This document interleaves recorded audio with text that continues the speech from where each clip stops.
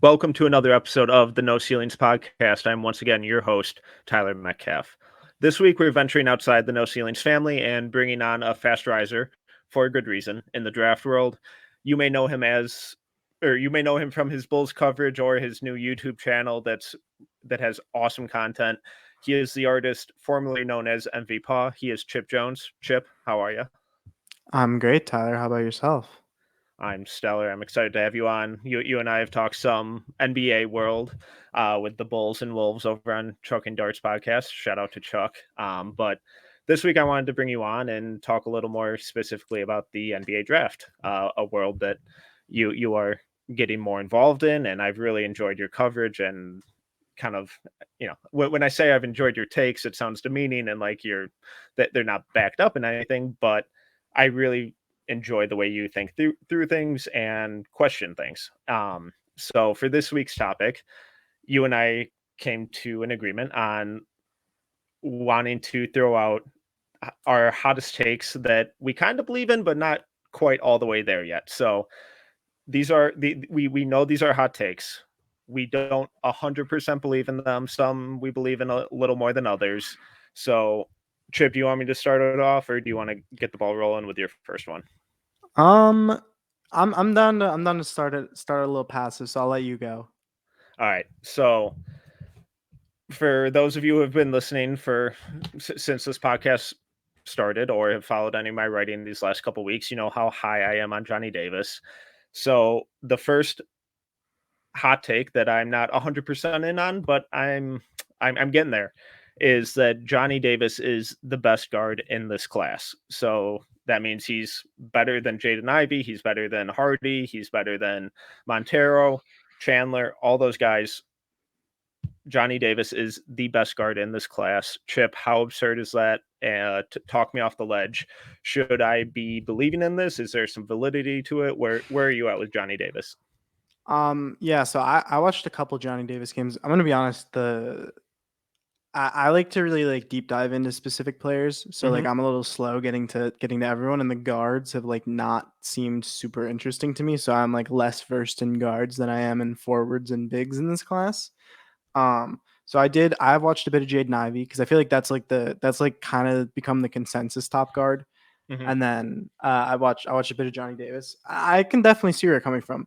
I think it's an interesting take, and I'm not sure how I feel on it because I think I'm still uncertain about Ivy, and I'm very blind about the rest of the guards in the class. So Johnny Davis seemed cool. I enjoyed watching him. He does good things. Yeah. So where I'm currently at with the two, I have them back to back. I'm extremely high on Johnny Davis. I have Johnny Davis at 5, Jaden Ivey still at 4. Um, and I really think that it's going to come down to those two once we get to draft time, or at least now at this point.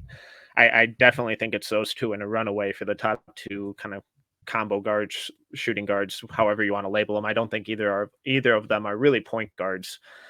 But I think Ivy's absurd athleticism and explosiveness and pace and ability to finish at the rim. I know you've had some issues and questions about his at rim finishing that you've voiced on Twitter. Where do you stand with Ivy overall as a prospect? Yeah, I mean, I think the thing with Ivy for me is just I did some dives into like teams that were like good at drafting historically and trying to Mhm. learn from like what they did. And so like a couple of the teams were like San Antonio and Toronto were like two of the big ones that I was looking into. And I feel like there's kind of always been an adage, even if it's not as pronounced as other things, that you can kind of just get guards later in the draft, and you don't necessarily need to spring for guards early. And I kind of looked into it, and generally, like historically, guards that are like not primary initiators, so they're not the player running the team, they're not point guard, right? And they aren't like elite level shooters. Those guys have a really high rate of like not panning out in the NBA. Like, not that they're all bad, but just that like it's like a very volatile archetype, I guess, of Sure. player in the like not great shooting guard. And so that worries me a little bit with Ivey. And I also have concerns where he doesn't really like using his left hand to finish. And I feel like if you're not going to be a great shooter and you're not going to be like great passer, finishing is going to be a lot of what you're doing. And if you are like really relying on finishing as like athleticism and finishing as like your offensive focal point, I would kind of like you to be able to finish with both hands. I'd kind of like you to be like very good at finishing, not like really good, you know? So it's a little scary just because like for me, the takeaway was like in general, if you take like a guard top 20 that's like a shooting guard and they're not like a knockdown 3-point shooter, that's kind of spooky, right? So then it Mhm. gets weird because it's like Jaden Ivey is like there. I can't imagine a world where someone unironically thinks Jaden Ivey is not one of the 20 most talented players in this class. But at the same time, if I'm not trying to take guards in the top 20, do you just put Jaden Ivey as like the 8th best player in the class, like 21st on your board? Because you're like, nope, not taking guards. You can't shoot top 20. And it feels a little weird. And honestly, I kind of watched like 3 or 4 games of Ivey's and I was like, you know what? I'm going to deal with this later. That's future use problem, is what you're saying. Yeah, exactly. So I kind of get where you're coming from, but I'm still a little higher on Ivy, and not as high as some other people who I've seen have him as high as number one, which I think is aggressive. Um, he might be the most fun player in college basketball to watch, but this take is also about Johnny Davis, and I don't think Johnny Davis is that far behind him when. And something that you brought up with Ivy is the the versatility in his finishing game. And I think Johnny Davis is leaps and bounds ahead of Ivy in that realm. Yeah. Ivy's look a little better because he has that electric first step that really no one can compete with. And getting to that right hand is almost impossible to stop, at least on the college level. With Davis, I think there's a lot more craft, there's a lot more creativity, there's a lot more touch with both hands on floaters. Is that something that you saw as well with Davis, or do you think it's closer to Ivy? Yeah. I mean, I think to be honest, like when I watch Jaden Ivey, it's like, I feel like there's oftentimes an issue with like draft analysis where it's like player A was put in a position to succeed and they succeeded. And then you're like, oh, well, player B wasn't put in a position to succeed. But if they were, they totally could have done it too. And then you end up Yeah. like overthinking it and missing. And, Ivy's getting the ball in motion a lot. And, he's scoring a lot of these, transition buckets. And in general, the team has like, it's not like optimal spacing, but they've got like some spacing out there. And they're bigs, even if they're not 3-point shooting spacing, they have like, vertical gravity and you can't necessarily fully help because then he's just going to throw a lob to Zach Edey. And, so I mean, the one thing that I looked at with Johnny Davis that I found really interesting was I feel like when you look at his finishing numbers, he's shooting 51% at the rim in the half court this season, which is like not particularly great. But at the same time, um, I was looking at his numbers last season compared to this season, right? And Mhm. the 4 most common teammates he had on the court with him last season were shooting 37% from deep and attempting 39 threes per 100 possessions. That's pretty good spacing. Mhm. This season, his 4 most common teammates are shooting 29.7% from three and taking 29.5 threes, which is down 10 attempts and 8%. Wisconsin spacing, I think they ranked like 287th or something. They're in the 280s, I think, in the NCAA. So, I mean, I kind of feel like it's training with weights on. Like every finish that Johnny Davis has is like through 3 defenders. And he's really Mhm. slithery and ambidextrous, and he's able to do it. I will say one thing that I noticed that's like maybe not concerning per se, or is just like kind of something interesting I picked up on is he like doesn't use inside hand finishes like at all. I don't know Mm. if that's going to be a problem long term. It's just something I noticed. And like generally, when I'm looking for someone to be elite at something, I'll look for versatility. So it's something that like long term I'm going to have to look into. But it is something I noticed that was like a little weird.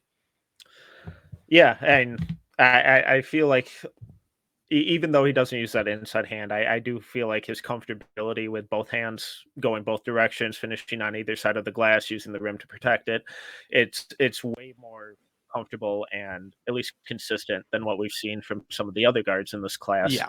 When it comes to shooting, I absolutely love his mid-range game. I know that's frowned upon and not sexy anymore. And I'm not old man, get off my yard or bit here, but I Yeah. think it's a really good precursor to the type of scoring game and three-level scoring that he could have going forward. The counter to that is that we're not seeing enough from him from outside.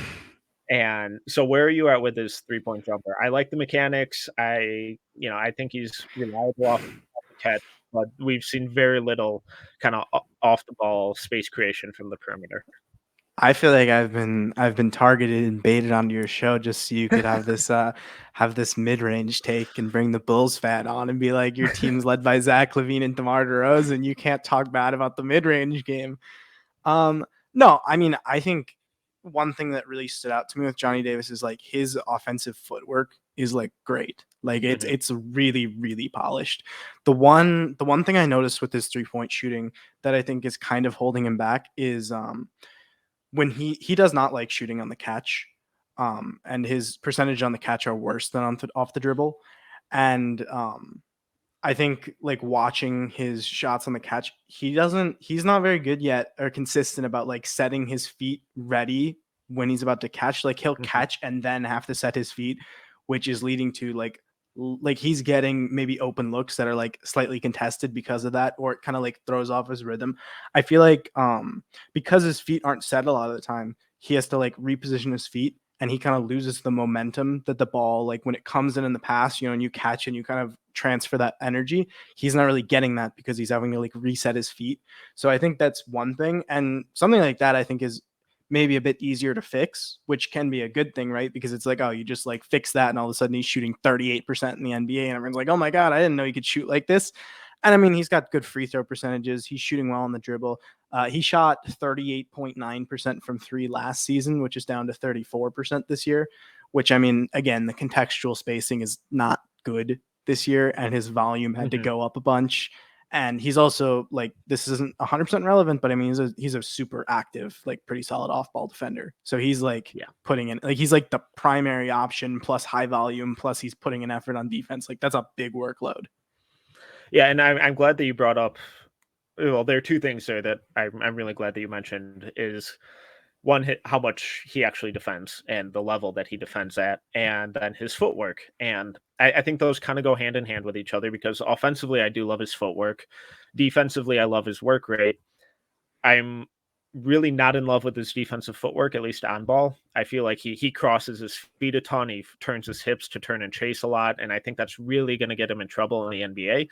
But he's getting away with it a lot right now because that work rate is so high on and off ball, and I think he's really good at screen navigation. So, it as someone who's a huge fan and proponent of quality footwork is kind of the basis for quality defense. It's tough for me to label him as a good defender, but when you see his instincts, his work rate, his screen navigation, it's it encourages me more than it would for someone if he just had that sloppy footwork and kind of went through the motions on defense. So For sure. defensively, where are you at with him? So I liked a lot of the things you brought up there. I think the footwork thing is like big because I noticed I think because of the footwork being a little off, um, he's kind of like, I think he's kind of like a fake good perimeter defender. Like when Mhm. players drive into him, he does a really good job of like sticking with drivers and like Yeah, contesting and getting a bunch of steals and blocks. His event creation numbers are really good for a guard of his size and with his offensive workload. But when he's on the perimeter, he leaves guys like a lot of space. And I think it's kind yeah, of to compensate for that like turning speed and like, which, I mean, he's a pretty solid athlete. I don't think mhm, like there's athletic issues, it's like technique issues. yeah, And I think, like you mentioned with the screen navigation, he does this really good thing where he'll always wrap his hand around the screener. Like a screener will come to his side and he will wrap his hand around their waist, and that kind of helps him propel himself around screens, which helps him a lot. And he's also really good at the kind of like Matisse Thybulle esque, like if someone goes around a screen and he's chasing a step behind, he's like really liable to like block them from behind or poke the ball out mhm, randomly. He's really good at those things. But I will say with this, like with his perimeter defense, especially when it comes to the screen navigation, a lot of the times he'll like navigate the screen quickly, but because he's not marrying himself to the ball handler and he's sitting so far back, he has to like take a step up and then around the screen, and that kind of, holds that back. But I mean, he is, I think, he's a pretty intelligent defender, and also his hands are like super active like all the time. He's got like good ball tracking, hand-eye coordination, he's getting his hand on the ball all the time. Yeah. So I'm still not bold enough, I guess, to put Davis over Ivey as that number one guard, but I'm really damn close, and it'll be interesting to see how Davis really kind of continues through Big Ten play, especially since everyone knows that he's the focal point of that offense, and as you pointed out earlier, he's really kind of the only one who is a shooting threat. So, Chip, what is your first hot take that you kind of believe in, but not 100% yet? I'm gonna start it off a little easy here. We're gonna get deeper as we go. Good tease. So my first one is gonna be about the bigs, because I've got a qualm with the state of the bigs in this class. I feel like it's kind of, I don't know if you get the same impression. I'd like to know what you think on this. People think this is a weak big class, right? Like in general, I feel like people say it's not that great. Interesting. Maybe that's changed. Maybe it's, my own personal lens is missing out. But I feel like I've heard people say this isn't like a super strong big class. So I did a little diving, because I was like, I don't think that at all. I think this is a really good big class, actually. So I went to look at like previous draft classes. So here are my qualifications to find how many good bigs every draft class has had, right? So I started with 2016, because my first qualification was they need to stick for 6 years. If they play in the NBA for 6 years, that's like you relatively were like, okay, you were at least a role player. Yeah. And then you need to have played 50% or more of your minutes at center, according to basketballreference.com, as a way to filter power forwards versus centers. Yep. So between 2016 2009, so 8 years, or 8 drafts, I guess, it was an average of 5.75 centers per draft class. So it's nice because it's in between the middle. So like 5 would be under below average, and 6 would be over above average. Sure. So my thing is, I would be very surprised if there were less than 6 successful bigs from this class, which would, if it hits 6, then it's above average according to my very official offhand quick metric, right? So for me, I've got 4 guys here that I'm confident in.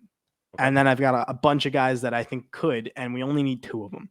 So I'd love your take. So who are your bigs? I'm counting Chet as a big, just as a precursor. Yeah. Agreed. So do you have any bigs that you're like, I'm 100% sure this guy's at the very least a 6-year role player in the NBA? Yeah, so I would go Chet. I would go Duren. I'd probably go Mark Williams. I think Walker Kessler is in that kind of conversation now.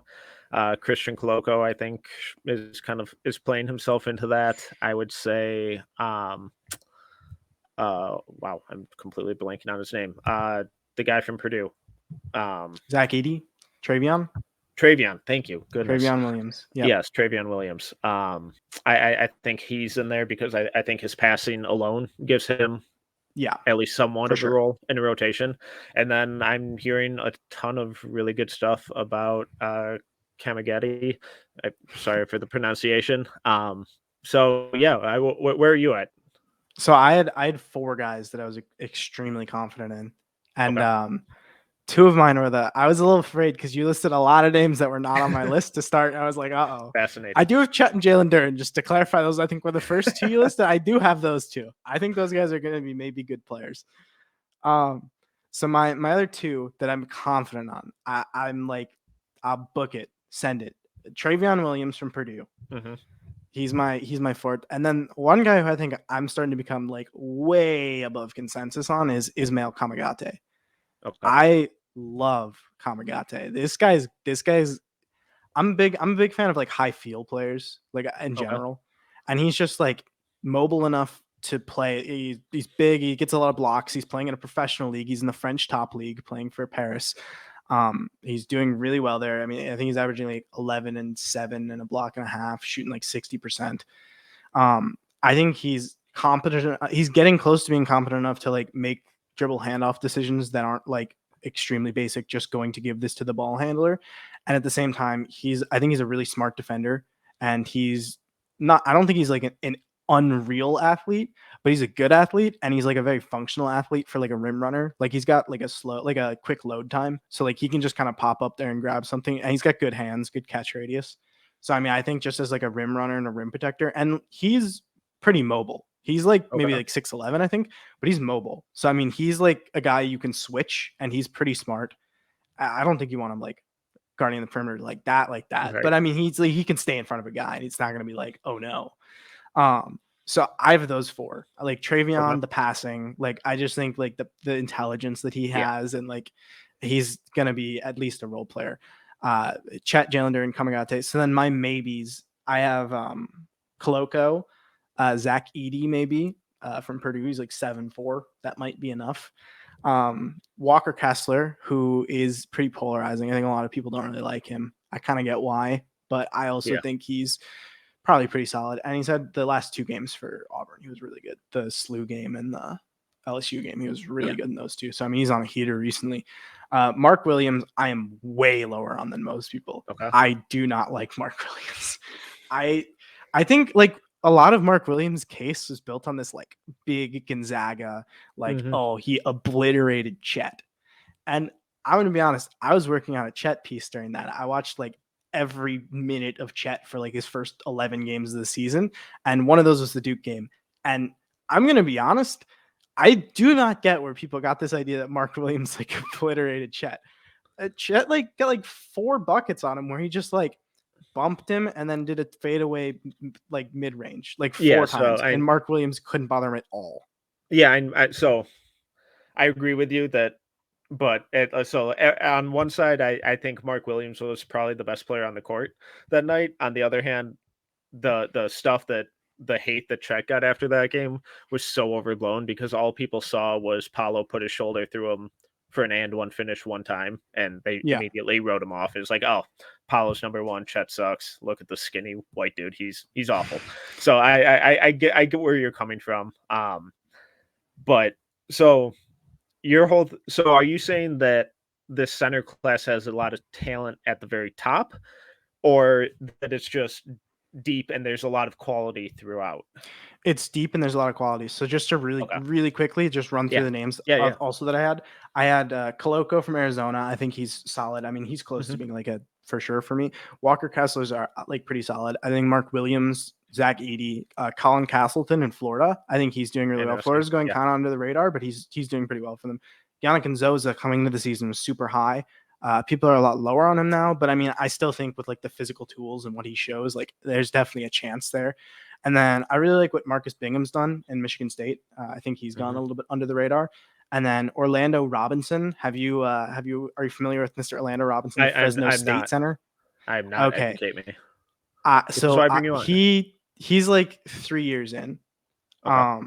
He's a junior playing for Fresno State. So he was always kind of like putting up like decent numbers, but nothing great.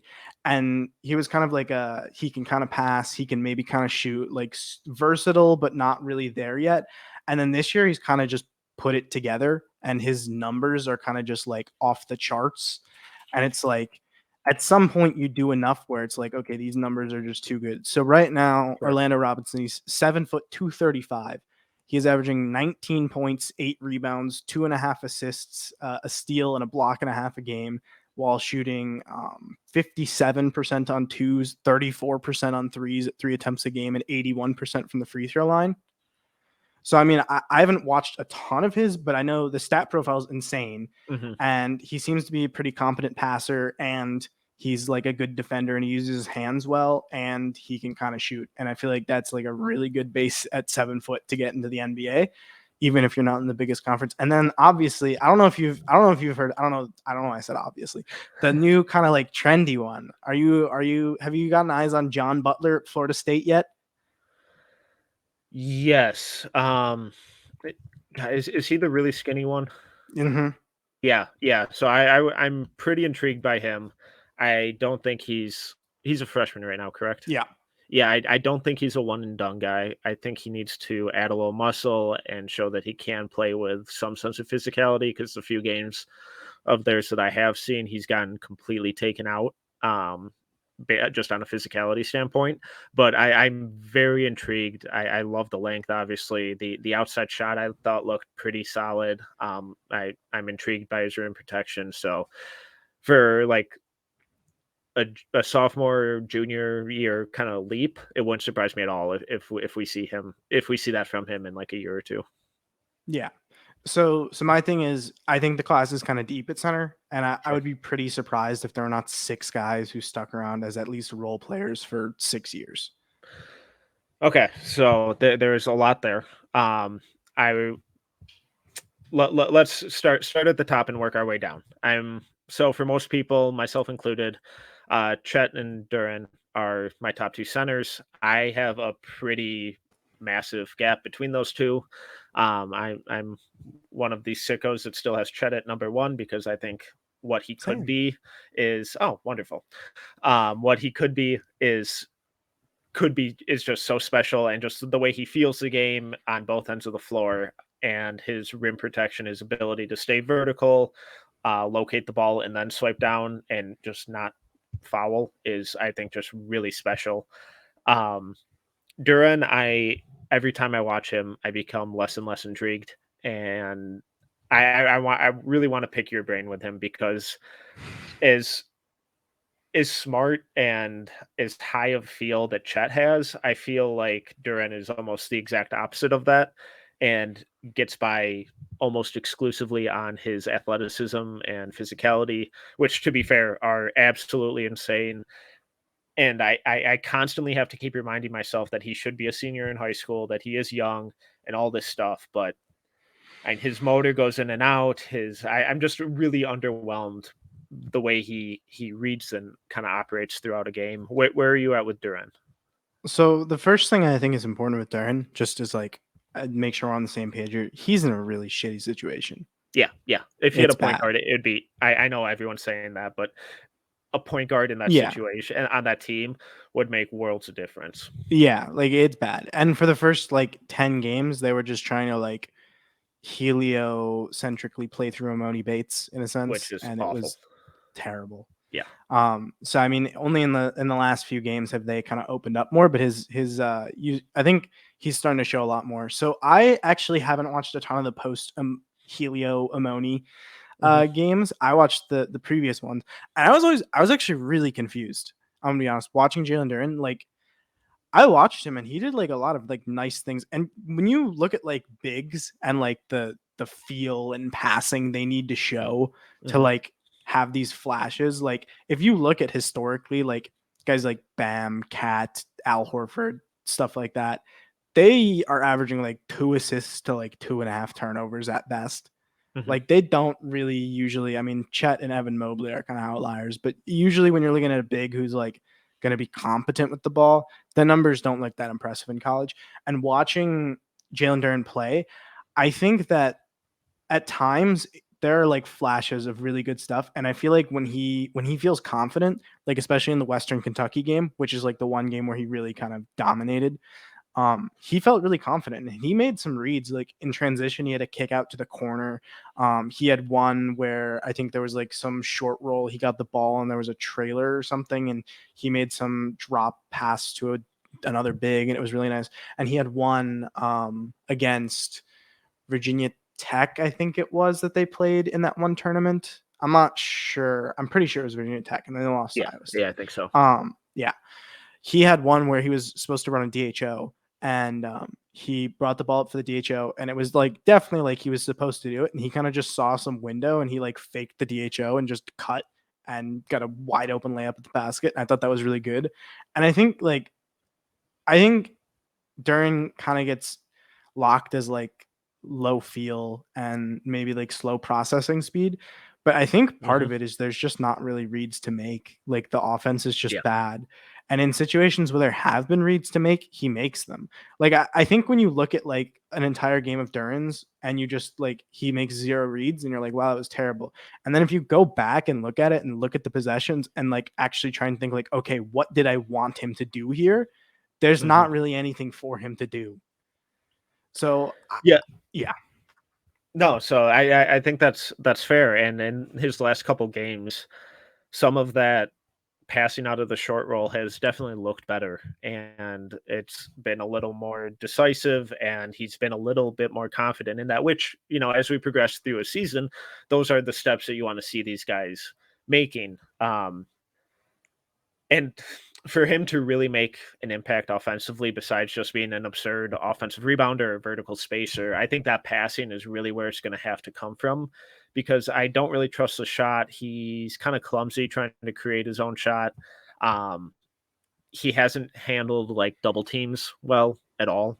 And I'm pretty underwhelmed by his hands, unless he's expecting the lob or getting a rebound or something, where he always just kind of seems not ready for it. Uh, Defensively, though, I've been, again, kind of just underwhelmed, where when he's brought out into space and forced to make decisions between screens and DHOs and that kind of stuff, he kind of seems to, if it's like a 50-50 choice, it's almost like he's choosing wrong 75% of the time. Again, I think a lot of that is youth, and you just need those reps. You need that experience. You need to see different things, because the athletic tools to be that versatile defender are there. When he's in the lane and the restricted area, I love his defense, his weak side rotations, and all that stuff. It's just when he gets dragged out to the perimeter, that's really when we see his rawness and his youth kind of take over. Yeah, I definitely see that. And I think in general, I guess I kind of just lean on the more optimistic side, that like there Mhm. are possessions where he does do these things correctly. And I think like in Memphis, he's just like, it's been a bad situation kind of on both ends a lot of the time. And just generally with how the Memphis defensive system works, they're like extremely aggressive with on ball pressure with their guards. And that like kind of throws this off, where people like, I think a lot of the times on these like DHOs and pick and rolls, like their guards will play really aggressively, and then Mhm. maybe sometimes they'll gamble, and then they kind of just put him in a position where it's like he has these impossible choices to make, because their guard is just gambled and is completely out of position now. And so that, I think I kind of like the flashes. I think I combine the like, I'm optimistic about the flashes, plus I kind of expect less flashes from bigs, just because they don't usually show it as much, especially at like a young age. Plus he's super young for the class. Plus I think his situation on both ends of the court is just really bad. Yeah, no, I completely agree. I'm really excited to see him out of Memphis, Yeah. because I think he could be really just one of these massive lottery ticket type of Yeah. prospects, where in the right developmental system, surrounded with a point guard, having at least a shooter playing with him, I think he could look completely different. For the sake of time, because shocker, we're running long on these guys because they're fascinating. I'm going to have you back to really dive into them again. My Yeah. next group of 5 on these guys are Mark Williams, Walker Kessler, Christian Koloko, Travion Williams, and Kamagate. I'm assuming Kamagate is your guy out of those 5. Yeah. How, so if we were drafting today, where would you feel comfortable taking him, and why? What separates him so much that from the rest of that group for you? I think for me, like, I look at it as like one. I think the thing with centers that's kind of like a nice litmus test is Charlotte, right? Charlotte's like Mhm. super center needy, and they might be picking in that kind of just outside of the lottery range. So it's kind of like, what if I were Charlotte, would I be willing to take one of these guys? And I think with Ismail Kamagate, the answer is actually kind of yes. Like, I wouldn't hate taking Ismail Kamagate at like 15 or 16, like just outside of the Okay. lotto. So I really like him. I think he's just, not only is he like safe, but he's also like, I think he's pretty switchable. And I think when you come to the playoffs, you get these bigs sometimes that are like talented, but they just can't really switch. And if they can't really switch, then like in the playoffs, that makes scheming a little bit harder on the team. And I think Kamagate is just someone who I'm confident is going to make good decisions, and I'm confident can kind of do some switching stuff. And I just generally like, his rim running stuff. And I like some of the decisions he makes as like, he doesn't really get a lot of opportunities as like a short roll guy, but in the few that I've seen, he makes pretty good decisions. So it's kind of just, I think he's like a smart center who's going to be switchable. And I think he's a pretty good rebounder. And I think he's going to make good decisions. And I think he's a really smart rim protector. Okay, well, once I do the deep dive on him, I'm gonna have to have you on, or at least just bombard you with messages on Of offline course. and really go at it with you, I because love all the French I guys this year. the again, another teaser. So I'm gonna move on to my second kind of hot take Yep. that I'm not 100% in on, because his advanced numbers and his stats and all that stuff are absolutely ridiculous this year. But I'm not sure that Keegan Murray is a top 25 prospect in this class. Where are you at with Murray?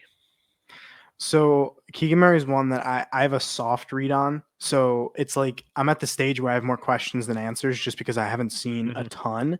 Okay. But the one thing that jumps out to me that's really weird, and it's the same thing I kind of had with Jabari, was like just watching him move. His movements are like pretty irregular. Like he's definitely not a super normal player. He's very athletic, but like when he's shooting and stuff, it feels like he's just always moving. Like I don't know if there's balance issues or something, but he kind of just feels like he's always moving in some direction. Like he's never fully like still, and it's weird. Like when he's taking these like pull-ups, he's just moving in a direction. And sometimes it's not even the direction he was moving before he takes this like mid-range pull-up, and he's just like driving to the baseline, and then all of a sudden he takes the pull up and he's like moving towards the basket. And it's like, I don't know why you're making this harder.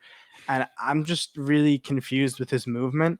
And then I think he's maybe not so overwhelmingly good that he's going to get a bunch of like a team's going to pick him and give him a bunch of reps and like where he thrives at Iowa and like post ups and stuff. I don't know if he's going to get a bunch of touches like that. And then I think the two things they gave you on the floor are like passing and shooting, and I'm not really sure he does either of those particularly well. Yeah, and I feel like early in the season he really boosted all of his advanced numbers playing against some just really lackluster competition. And when he plays against even like bench units against better teams, he looks awesome, because he's, a Big Ten power forward going against lesser competition.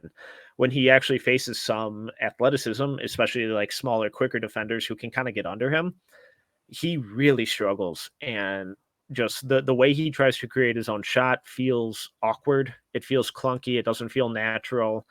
The shooting is okay. I guess I struggled to really buy in on it. And then you mentioned his athleticism, and I think when he attacks the rim and his like vertical pop, I do think that's when he can really show off his athleticism.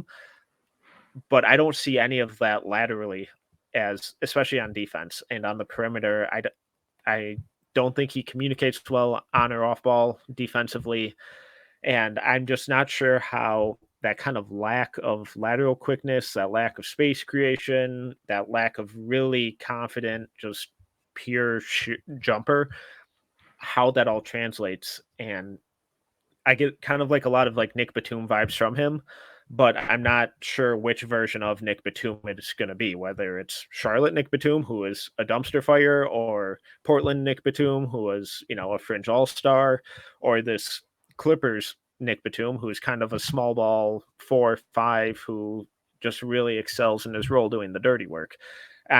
He's just a prospect that I know a lot of people were super high on at the start of the year because his advanced numbers were so outlandish.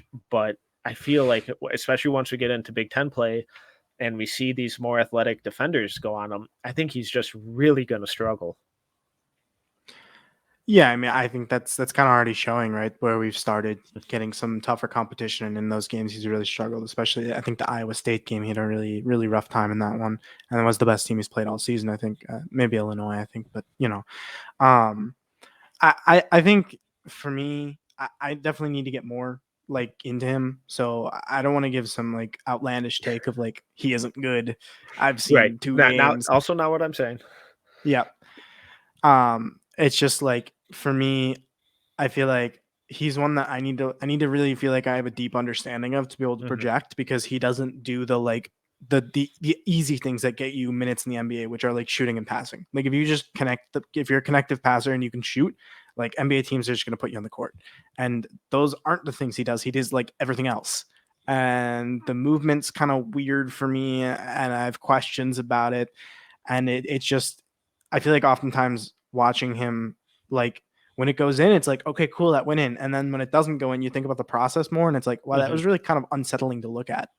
Yeah, no, I think that's a really important point where, especially with these college guys, where I like to focus more on the process than result. Where, if like when we look at Bryce McGowan's or Max Christie, the result hasn't been good for their shooting, but I've really enjoyed their process and how they've gotten there and the mechanics behind it. And Murray's almost the inverse of that. So I'm not 100% there. I still have Murray at like 20 or 21, but he's kind of rapidly falling for me, and I'm kind of getting closer that he may not be a top 25 prospect come draft time.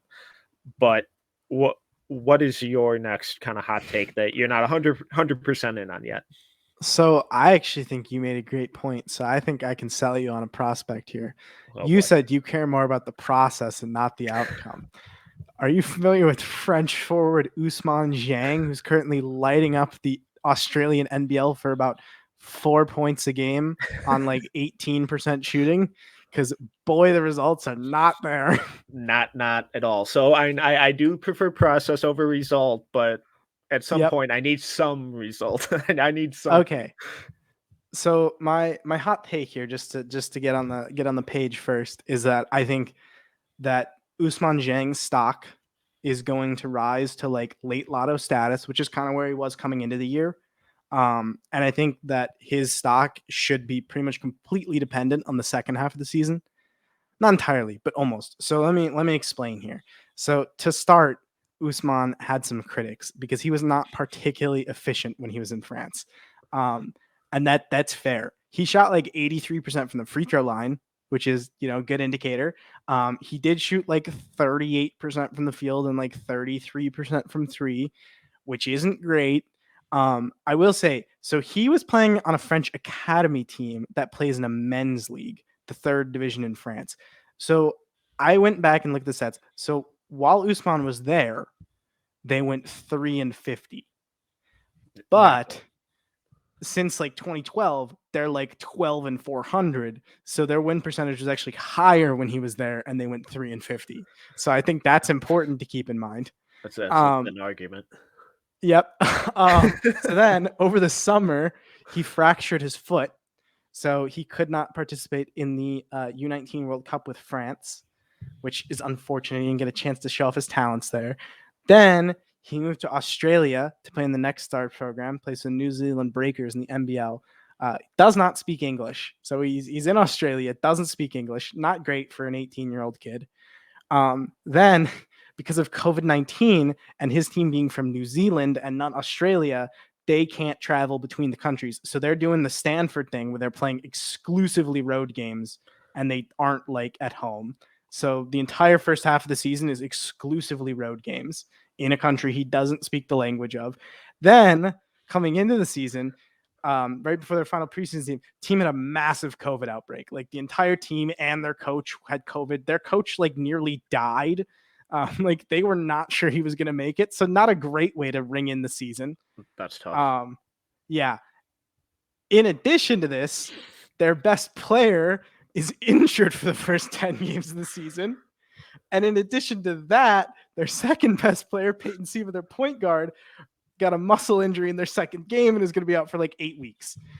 My point being, I feel like the circumstance he's been in the past 20-ish months hasn't been optimal. And I think that maybe with a bit more improved context, he's learning English. There was an advertisement for some Christmas thing where he said a couple words in English. So he knows a little bit. And He's learning. at the same time, they're going to play some home games. He's going to be in his native New Zealand, which, that's going to help him out a lot. So I think the second half of the season is going to show improved results, and he'll do more than score 4 points a game on 18% shooting. And that will probably help put his stock back. Because just to clarify, I've said some things that may not seem super positive about young Ousmane. Just to clarify, this guy is 6'9" with like a 7'1" wingspan, and he's an extremely fluid ball handler. So this is like a jumbo initiator.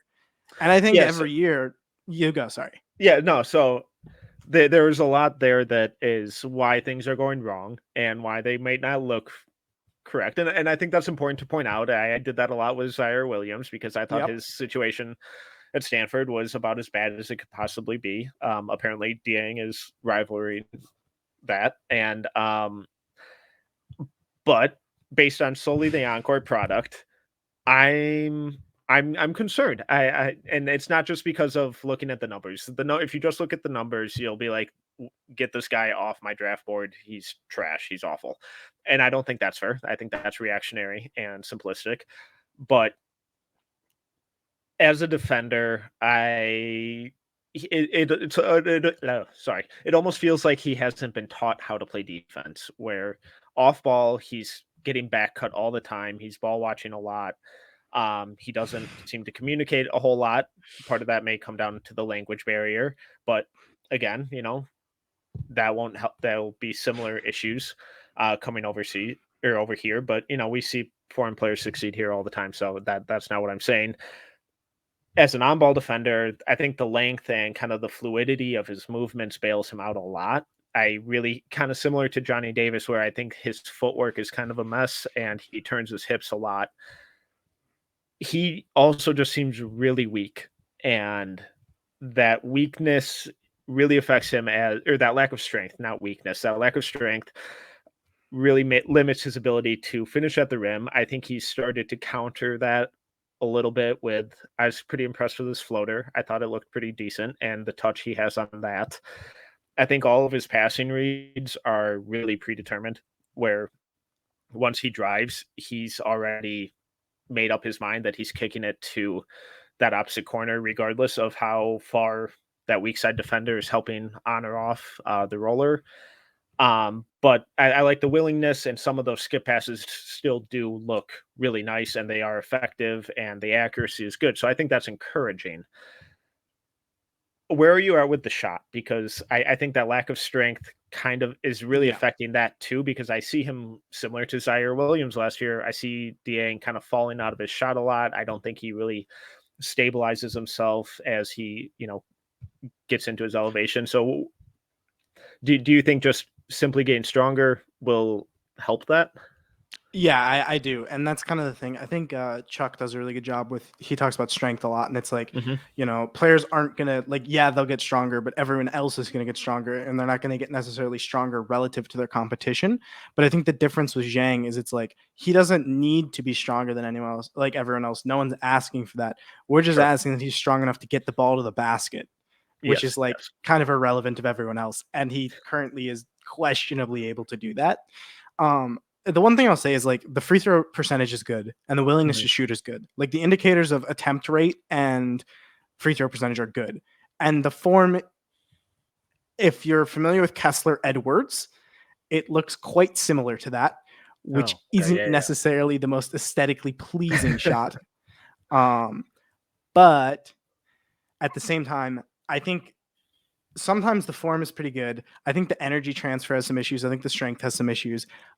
But here's the thing with Usman Dieng. He's going to average 7 points on 30% shooting.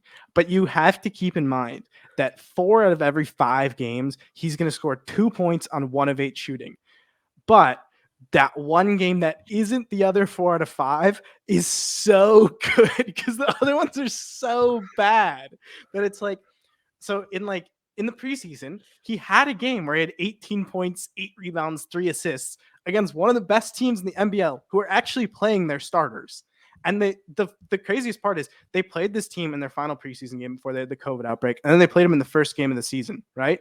And this team had changed their game plan to counteract what Dieng was doing in the first game. So the Breakers get him off Chicago action, where he comes out of the corner, pinned down into a dribble handoff, and gets downhill.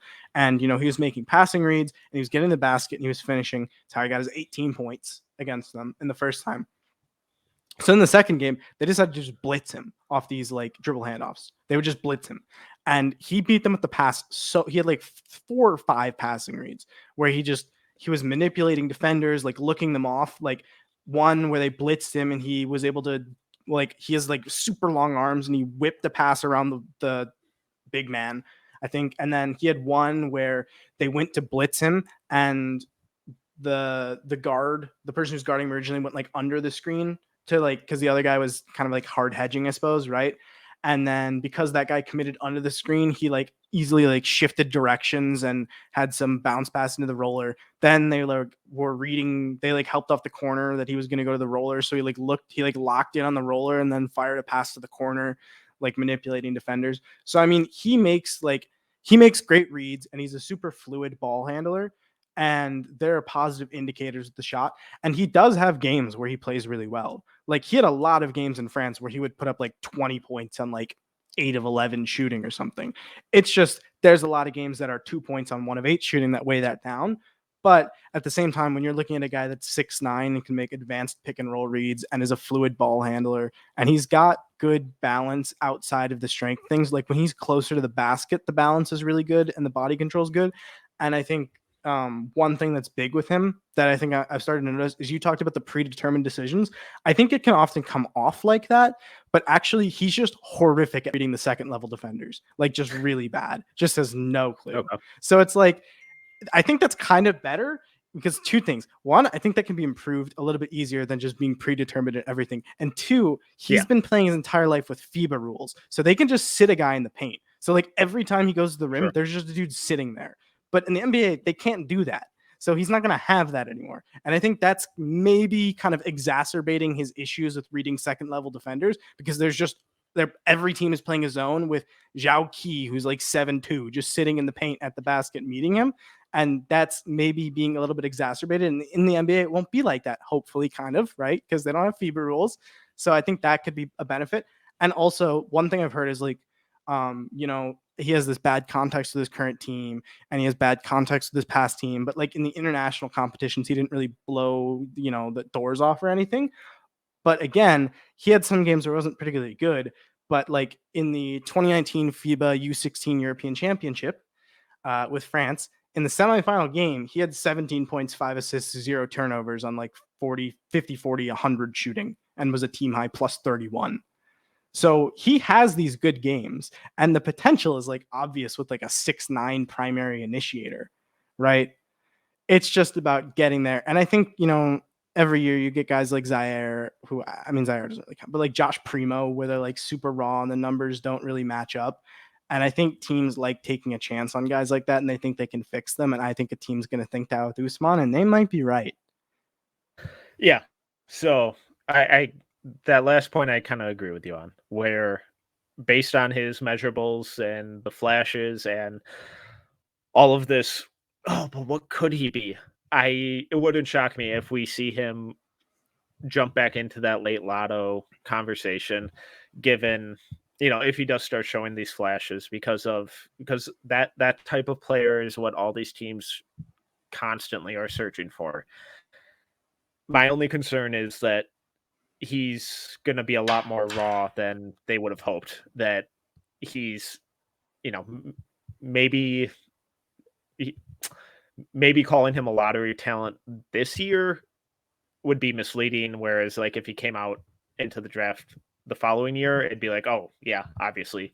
But with the draft, it's always a long term kind of process and projection, and that's what the whole kind of basis is for it. If you're doing it on a short term 1 year basis, you're either probably A, contending for a title, or B, doing it wrong. So speaking of long term projections, I'm going to pivot into my final hot take, and this is the one I believe in the least. I think it's also might be the hottest. That Musa Diabate is the best long term NBA prospect on this Michigan team. When I say that, it sounds like I hate Caleb Houston. I don't. I really like Caleb Houston. I still have him as a lottery guy. I think he still has a lot to show.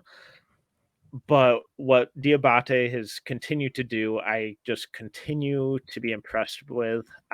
He's really raw, kind of similar to Dieng. Well, probably even a little more raw, but a little more, gifted athletically and with his strength and physicality and all that kind of stuff. I love his length. He is one of the hardest playing players in the country. I think his motor is insane. I really like his interiors scoring. Um, that rawness really shows itself on the defensive end, but again, he kind of makes up for it with that motor. The shot is the biggest question mark with him because in the mid range from like 15-ish feet, 15 to 17 feet, he's shown a little bit. But from outside, he doesn't even look at the basket really. So yeah, long term, long term. Musa Diabate, best NBA prospect on this Michigan team. How absurd is that? So, like I told you coming to this one, I genuinely know nothing, but I do have two questions that I've come up with. My Yes. first one, what percentage of this take is liking Diabate and how much is disliking Houston? Because I know Caleb Houston's had a Mhm. slower start. You kind of addressed this, but can I get a percentage on this? Like, do you think you're lower than consensus on Houston and higher on Diabate, or is it like way higher on Diabate and same on Houston? Or No, so I think I'm still higher than most on Houston, where I have him as like a mid to late lotto guy still. I think I have him like right okay, around 10.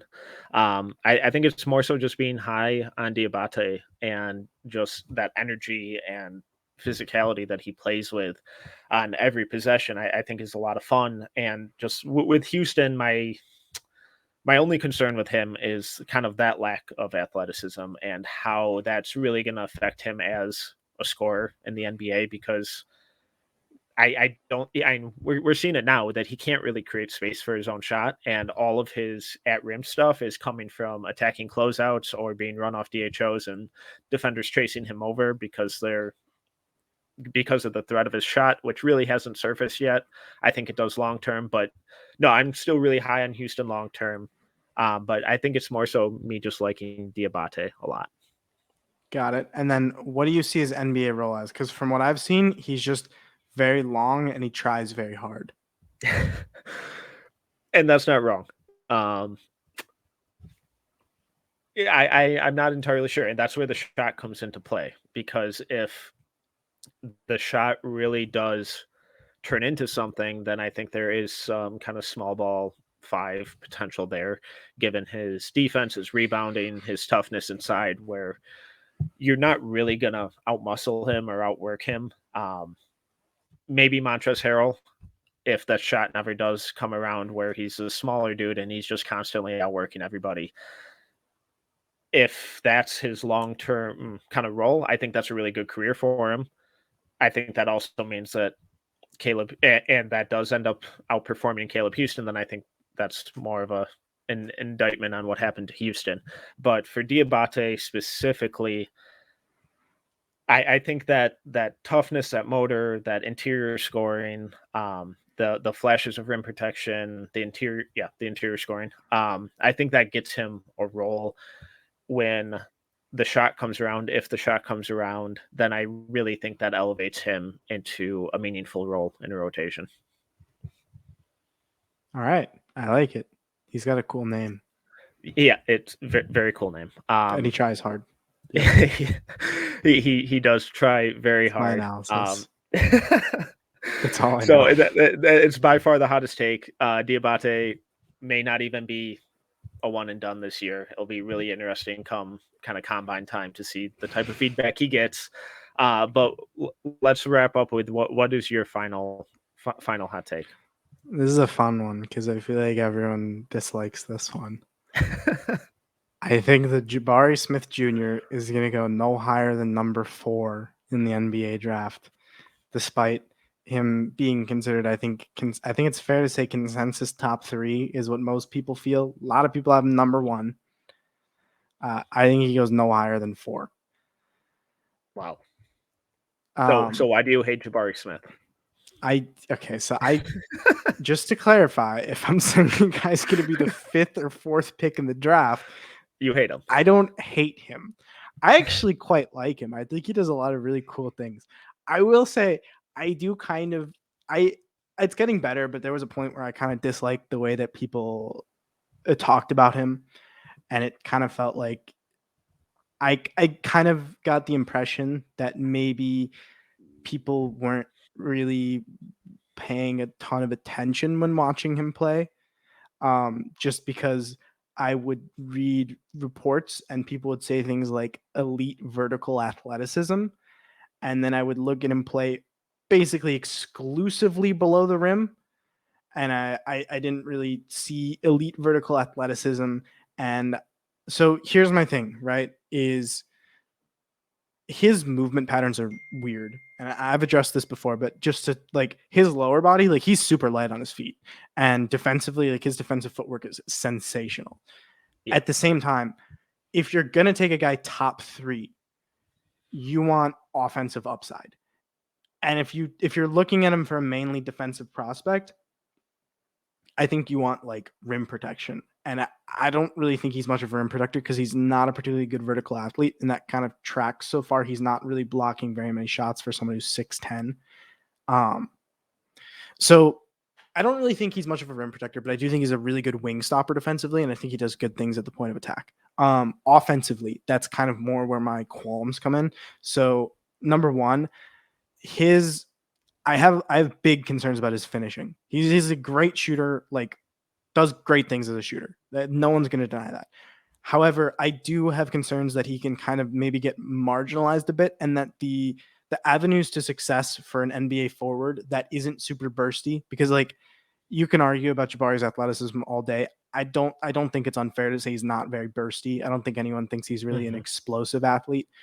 So I mean, he's not going to out athlete NBA players for the most part, and his finishing scares me because if you can't get those easy points around the basket, that can oftentimes really cap your offensive ceiling. And I have concerns because his finishing in the half court on non post ups is like 56% right now, which for someone of his size is pretty bad. And he doesn't get to the rim a lot.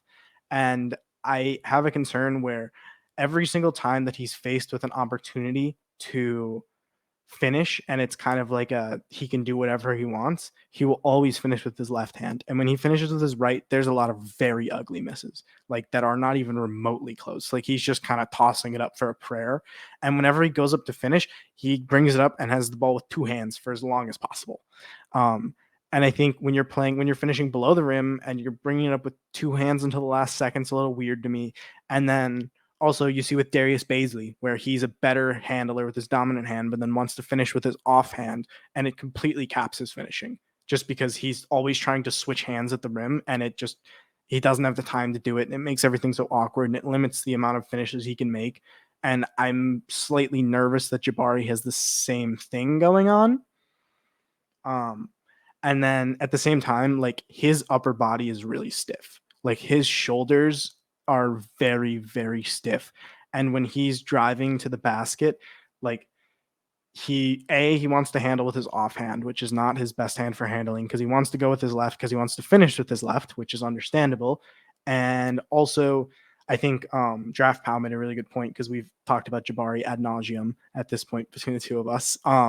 And he was talking about Franz Wagner, where it wasn't like necessarily his offensive upside was shown, and he's not a great athlete, and he doesn't have a super long wingspan per se compared to his height, right? And and then all of a sudden you come into the NBA and he's doing all these things, and everyone's like, whoa, whoa, whoa. And watching how he kind of gets downhill and stuff, there's a lot of like ball security stuff where it requires him to be super fluid and precise with his upper body movements when he's handling the ball and with his kind of ball security, and Jabari just cannot do that. And I do think the upper body flexibility is something that's going to improve with time, but I think that it's going to be a while until he gets to the point where it's like serviceable. Okay, so I love this take, not necessarily because I agree with it, because I love Jabari, unlike you who hates him, as we Yes. covered. But so a lot there. Um, Regarding, I think the biggest selling point on Jabari is that kind of defensive versatility at that size, and his perimeter footwork is the best I think the best in the country right now. And at Yeah. 6'10", 225, that's just an obscene combination. Shameless plug, go check out my YouTube and written breakdown on Jabari's defensive footwork over on No Ceilings. It's very good. Shameless plug over. I'm really glad that you brought up the explosiveness part, because that is something that I've had under kind of the weaknesses category for him for pretty much the entire season. But everyone keeps labeling him as this explosive athlete, and I think we really only see that when he's out in transition and there's no one there, and he has this free runway to. And when you're 6'10", I think you look a lot more explosive than you necessarily are. The offensive selling point on Jabari is that he's in the 78th percentile on catch and shoot jumpers per synergy, 70th percentile shooting off the dribble, 100th percentile shooting off the catch when he's unguarded, with 2.455 points per possession, which is just an obscene number. I like his shot. I don't like how he gets to his shot. I think the ball handling is really limited and really clunky. He just doesn't look comfortable with it. I don't think he has really any wiggle or creativity or counters to his, ball handling. And, there's like in the LSU game last night, we saw him try and get out in transition and he's just tripping over the ball. So saying that he won't go fourth, I think, is pretty polarizing, given where where I've seen most people have him, including a bunch of people over at No Ceilings who have bumped him up to 1. I still have him in that 2 to 3 range. So if he's not going 3 or 2 or 1 for you, and going fourth, who is jumping him in that third spot? Yes, I think the obvious ones are Chet and Paolo, right? So those two I think are probably above him. So for me right now, I think there's a couple options first. Like, I think if a team is picking top 3, that there are a couple different avenues they can go where they're going to see more offensive upside in a guy like Jaden Ivey as a guard who's super explosive and is having a bunch of impact. And I think one of the big things with Jabari is that he's having so much impact on the games. And I think Jaden kind of matches that. And then the player that I love, the player that I would take would be Adrian Griffin Jr., AJ Griffin from Duke. So part of that for me is baking in, like, I'm projecting that he's going to continue to play 20 minutes per game-ish, a little over, for the rest of the season, which he's done for the past 3 games, including a game against Virginia Tech, who is like Ken Palm top 30 team. So they're pretty strong opponents, and he did really well. So for me, I look at the kind of I look at Jabari, and basically here's kind of a more succinct way to explain my thoughts, right? And this is kind of an oversimplification, but I think it kind of helps showing my perspective, right? I think that Jabari is sensational as a shooter on the catch, and I think that Jabari has phenomenal defensive footwork and in general just a good on-ball defender. And I think that Jabari has very good hand speed and like ball tracking that help him get a lot of steals, right? Yep. And I think outside of that, he's kind of bad at most basketball things. Like, he's not a very good finisher. He's not a very good ball handler. His offensive footwork needs a lot of work. He's a pretty good defensive rebounder. He's not really much of a rim protector. I don't think his off-ball defense is particularly great, although I think he's a pretty good communicator, but I think he also kind of ball watches a lot. I think his quote unquote bag of moves, he oftentimes will get the ball and just jab step 3 times, hoping the opposing defender will do something, and they kind of just stand planted. He's like, all right, I'm just going to shoot over you anyways. Yeah, it's and more then of like a Ziploc bag than like a full yeah, on and then suitcase. he's got a rip through that doesn't really work very well for him, but he tries that one. That's like his one thing that's not his jab. I think one thing is, like, a lot of the Jabari context is like, oh, well, he's young, so he has more time. And that's totally fair, right? Mm-hmm. But at the same time, I think maybe even like the first year, if a team gets him, is going to be working on that upper body fluidity and just going through movement training to get him less stiff with the upper body. And then I think once you get past that, I think there's the defense or the offensive footwork that needs a lot of work, right? And then I think the finishing needs a lot of work. And then I think the handling needs a lot of work. And I feel like Jabari kind of is being brought up on this. Oh, he's got this high floor and he's really young, right? And I think that there's a lot of stuff that he needs to get better at. And he kind of has these 3 elite skills that just like hold his entire case as a basketball player up. Because like if Jabari, like obviously it's like, oh, if he couldn't shoot, he would legitimately be an awful offensive player, just terrible, right? It's like he can shoot. And then there's like not really much else he does offensively. And at the same time, I also think he's kind of, I think he's smart, right? There's this kind of, feel for the game. I think that feel for the game for me can kind of break down into 2 different sects, right? There's intuitive players who can kind of just, you throw a decision at them and they can make a pretty smart choice, right? Just kind of like on the fly decision makers. And then there's these kind of academy brain players that like they are so, well taught and trained that they like see a situation and they've been trained to like deal with that situation and they just figure it out. They're like, oh yeah, I do this in this situation and they execute it and it's fine. I think Jabari is very academy brain. And I think that is kind of the side of feel for the game that makes it so you're a little bit slower to develop just because your learning isn't like just being super creative and coming up with all these different situations and then you test it out and eventually you kind of figure out what works and you can use that what you've learned to like build off on future intuitive decisions, right? I think his is like he needs to be told literally what to do in every single situation and he's really good at remembering it and identifying when it's that situation and executing it, right? So I think yes, he's young, but also I think the academy brain thing kind of leads to a little bit slower development, like a little bit slower progression. And I also think like there's just so much that needs to be fixed. Like you can't really finish that well until you can handle that well and until you have the footwork to kind of get there, right? So the finishing, you can't really work on getting better at that as much until you have the handle and the footwork to do so and the fluidity to do so, right? So yes, he's really young and it's like, oh, well, he's young, he'll figure out the finishing in time, but he has to do all of this stuff before he can even get to finishing because there's so many underlying skill issues. And that's kind of my thing with Jabari. Well, Chip, we end every podcast and every episode with what is the best thing in the basketball world you've seen recently? It doesn't have to be draft specific. It can be a player, a prospect, a single performance, a streak. What in the basketball world has been the best thing you've seen recently? Well, other than yourself, of course, Tyler, Oh, thank you. I was a big fan of Virginia Tech versus Duke and the way that AJ Griffin played. I think that he was nothing short of sensational.